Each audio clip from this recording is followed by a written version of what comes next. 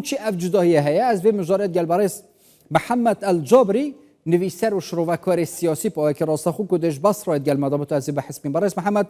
گلک سپاس کوین گل مدان از بار که ما سردان هرما کردستان کریه مخابنی و روش نوا باشور نوا راست عراق پی آوای باشنیه دیت ناوه بوچی اف جداهیه هیا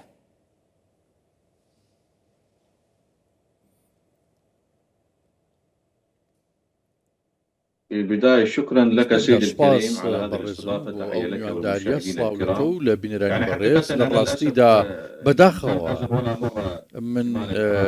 نهاتوومەتە بەڵام شەرفمەندم کە ئەو ناوچە جوانانە هەن کە بەتەبەت پێوەستی بەو پێشکەوتنەی ژێرخان وە سروشتی ئەوێ هەیە ئیمڕۆ کە دەبینین لە باکووری عێراق زۆر کێشە هەیە دەبینین کە بەرێکەوتن هەیە لەگەڵ هەندێک لایەن لەگەڵ حکوومەت لەگەڵ حکوومەتی ناوەندی کە پەیوەندیدارە بە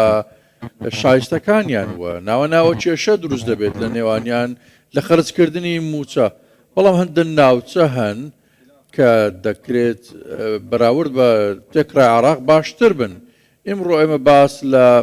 پارێزگای بەسڕە دەکەین کە ئێستا خواستی ئەو داواکاری ئەو شایستە دارانەی هەیە ئەو شایستانەی هەیە کە لەو کاتەوەی باس لە پێترۆدۆلار دەکرێت نەوت بەرامبەر بە دۆلار کە زیاتر لە 42 تریلیۆن دیناری عێراقی بەشی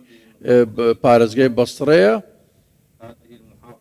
ئەو پارێزگای کە ئیمڕۆ دەناڵێنێت بەهۆی کێشەی دارایی بەردەوام پرۆژەی وەستا و کە دەستان لە کار هەڵگرتووە و هەندێک پرۆژ هەر بە تەواوی کوتان پێ هاتووە ناوە خۆپیشاندان لێرە و لەوێ هەن لە بەسڕە بەهۆی نەگەیشتنی ئەو شایستانە و بودجەی پێویست کە پەیوەندیدارە بە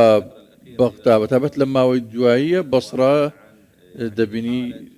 باس لە ڕاگەندی پرۆژەکراوە بەڵام بەسڕە دوێنێ و دوڕۆژ بەریش خۆپیشاندان هەبوو و تایە سووتاندن هەبوو ناڕەزایی هەبوو بە تووڕیەوە خوازارین کە های خۆپیشاندەران و هێزەکانیش ڕوبڕوو نەبنەوە چونکە بەردەوام قوربانیەکان لە ڕیزی هێز ئەمنەکان و بە هەمان شێوەش هاوڵاتیانن کە داوای مافە شەرعەکانی دەکات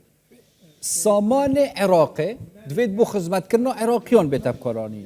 دیتنەوە کیە ئەبێن ڕێگر واتکن ئەو سامانێن بۆ نمونە بەسڕێ هەی بوو بەسڕای و خزمەت گوزاریان خەلکی بەسڕای نایەتە بکۆڕانی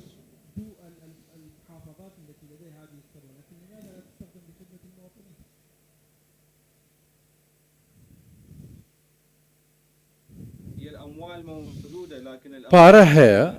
بەڵام لە بریوە بچێتە خەزینەی دەوڵەت لەوێوە دەزانی کە بەسڕە پێویستی بەوە هەیە کە جڵەوکردنێکی هەبێت و مامەڵەیەکی تابەتی لەگەڵ بکرد لە هەمبەر پرسانەوە دەبینین ئێستا لە ئەنجومەنی پارێزگا کە تەحالفی تەسمیمە دەبینین کە گەورەترین لووتکێ و کوتلێ و ئەو کوتلەش کە بە هاپەمانەتی پێک هێنراوە ئەوان هاوبەشی تەحالوفن کە سەرۆکی جێبەجێکاری ئەنجومەنە کە پارێزگارە بەڵام ئەوان ناتوانن بە تەنیا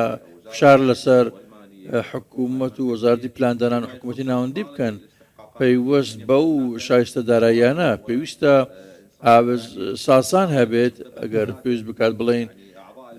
تەواوێندەمانی پەرلەمانی عێراق ئێمەندان پەرلەمانمان هەیە 25 هەندێکیان هاوڕان و هەندێکیشیان هیچ کاردانەوەیەکیان نییە لەولایەن ئەمەش پامێکە بۆ تەواوی پەرلەمانتاران کە ئێوە هەڵبژێردراوی خەڵکن کە گەیشتونەتە پەرلەمان پێویستە فشارە سەر حکوومەتی ناوەندی فیدرالی بکەن وەزارەتی دارایی سەرۆکوەزیران پێویستە لەگەڵ وەزارەتی پلاندانان بۆ ئەوەی شایستەکانی بەسڕە دابین بکات دەزان کە بەسڕە هەوار و چەندین دەرچەی ئاوی و هەیەی بەڵام پەیوەندی دار بە دۆخی گشتی خراپە ئاوی خراپە و شەرپەنجە زیادی کردووە کارەبا و ڕاوی کە بەسڕە جیاوازە لە تەواوی پارێزگەکان بەڵام بەسەڕاش کێشەی خزمەتگوزاری بەرچاوی هەیە لە هەمان شێوە دەرفەتی کاریش زۆربەر ڕۆڵەکانی ئەم پارێزگەیە دەرفەتی کاریان پێنادرێت لەو کاتێکە دەرفەتی کار هەیە دەدرێتە هەڵگری ناسنامە و ڕێگەزنامە بیانیەکان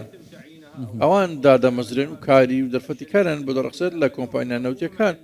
حکوومەتی خۆجێی و پەرلەمانتاران لە عێراق ناتوانن فشار لەسەر ئەو کۆمپانیانە بکەن بۆ ئەوەی دەرفەتی کار بەئافرێنن بۆ ئەو خەڵکە دەبینین کە 32 تریلیۆن کە حکوومەتی خۆجەی داوای دەکات ئەمە پارە هەیە بەڵام حکوومەت دەستی بەسەر داگرتو دەبێت ئەو خەرجی بکات بۆ گەلک سپاس من دویا زیاتر وی بابەتی گەلتە بەحەزکم زیاتر